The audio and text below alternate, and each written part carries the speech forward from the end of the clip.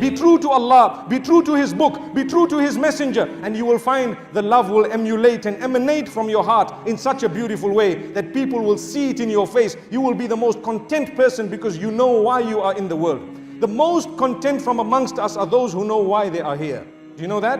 The most happy from amongst us, they could be sick, they could be ill, they could be poor, they could be people who really no one looks towards, but they will be the most happy, they will be the happiest, the most content if they just know why they are here. That's all. So this is why Allah makes it very clear in the Quran and in several places why He has brought us into this world, and Muhammad sallallahu alaihi wasallam has explained it too.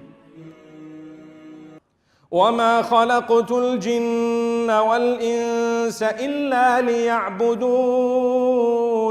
I have not created mankind or jinnkind except that they worship me. And this would mean that we have been primarily created just to be tested by Allah for a few years. You came into the world, you could not speak. You were taught how to speak. You were dressed. You were taught so many things. And you had to find Allah, worship Allah alone, and continue worshipping Allah. And He would put obstacles in your life just to test you. You pass those obstacles, then He takes you away. And when He takes you away, you've either passed or failed. May He make us from amongst those who've passed. This is life. It is very, very short. Extremely short. Before you know it, you will be old. You may not be able to walk. Before you know it, you will be in your grave. But what would have happened?